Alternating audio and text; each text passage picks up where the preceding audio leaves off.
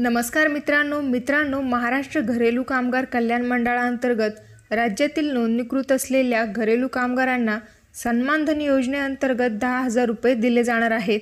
या संदर्भातील सविस्तर अशी माहिती आपण आज या व्हिडिओच्या माध्यमातून जाणून घेणार आहोत। तर व्हिडिओ तुम्ही संपूर्ण पहा। चॅनलवर का जर तुम्ही पहिल्यांदाच आला असाल तर चॅनलला सबस्क्राइब करा, व्हिडिओ आवडल्यास लाईक करा। असेच नवीन व्हिडिओ आम्ही तुमच्यासाठी घेऊन येत असतो। तुमचे जर का काही प्रश्न असतील तर व्हिडिओला कमेंट करा आणि अशाच नवनवीन अपडेटसाठी आमच्या टेलिग्राम चॅनलवरती देखील जॉईन व्हा। चला तर व्हिडिओला सुरुवात करूया। तर बघू शकता या ठिकाणी मित्रांनो, महाराष्ट्र घरेलू कामगार कल्याण मंडळाअंतर्गत राज्यातील नोंदणीकृत घरेलू कामगारांना मंडळाच्या निधीतून सन्मानधन योजनेअंतर्गत द्यावयाच्या आर्थिक सहाय्याबाबतचा 6 मार्च 2024 रोजीचा हा शासन निर्णय।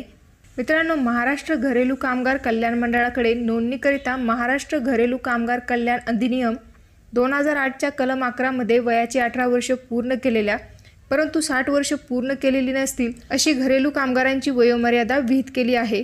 तरी सद्यस्थितीत शासन निर्णय उद्योग ऊर्जा व कामगार विभाग दिनांक 8 ऑगस्ट 2014, दिनांक 5 जानेवारी 2023 व दिनांक 25 मार्च 2023 अन्वये राबवण्यात आलेल्या सन्मानधन योजनेच्या धर्तीवर घरेलू कामगारांच्या सामाजिक व आर्थिक स्तर उंचावण्यासाठी सुधारित स्वरूपात सन्मानधन योजना 2022 राबवण्यासाठी प्रतिवर्षी दिनांक 31 डिसेंबर रोजी वयाची 55 वर्ष पूर्ण केलेल्या महाराष्ट्र घरेलू कामगार कल्याण मंडळातील जीवित नोंदणी पात्र घरेलू कामगारांना सन्मानधन योजना अंतर्गत लाभ दिला जातो। प्रतिवर्षी दिनांक 31 डिसेंबर रोजी वयाची 55 वर्ष पूर्ण केलेल्या जीवित नोंदणी असलेल्या पात्र घरेलू कामगारांना महाराष्ट्र घरेलू कामगार कल्याण मंडळाच्या निधीतून सन्मानधन योजनेअंतर्गत 10,000 रुपये एवढी रक्कम खालील अटींच्या अधीन राहून थेट त्यांच्या बँक खात्यात डीबीटीद्वारे जमा करण्याचा शासनाने निर्णय घेतला आहे। आता या ठिकाणी त्यासाठी लागणाऱ्या अटी काय आहेत आणि कोणत्या लाभार्थ्यांना याचा लाभ घेता येईल याची माहिती बघूयात।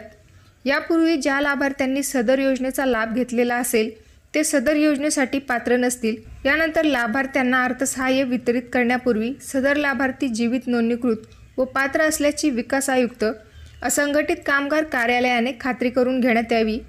तसेच अर्थसहाय्य तातडीने वाटप होण्याच्या दृष्टिकोनातून विकास आयुक्त असंघटित कामगार तथा सदस्य सचिव महाराष्ट्र घरेलू कामगार कल्याण मंडळ यांनी कार्यपद्धतीबाबत आवश्यक ते आदेश निर्गमित करावेत। त्यामध्ये उक्त अधिनियमांचा कलम 15 मधील तरतूद सर्व जिल्हास्तरावरील कार्यालय प्रमुखांना देखील तंतोतंत लागू राहील याचा देखील उल्लेख करावा। यानंतर सदर अर्थसहाय्याचे वाटप जलद गतीने होण्याच्या दृष्टिकोनातून व लाभार्थ्यांच्या सोयीच्या दृष्टिकोनातून कामगार आयुक्त कार्यालयाच्या जिल्हा कार्यालय प्रमुखामार्फत या अर्थसहाय्याचे वाटप करण्यात यावे।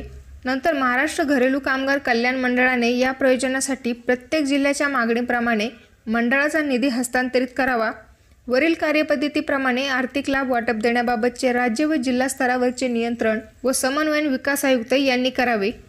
तर अशा प्रकारे नोंदणीकृत असलेल्या 55 वर्ष पूर्ण केलेल्या घरेलू कामगारांना 10,000 रुपये अर्थसहाय्य दिले जाणार आहे। या संदर्भातील महत्त्वपूर्ण अशी माहिती हा व्हिडिओ जर का तुम्हाला आवडला असेल तर लाईक करा, शेअर करा।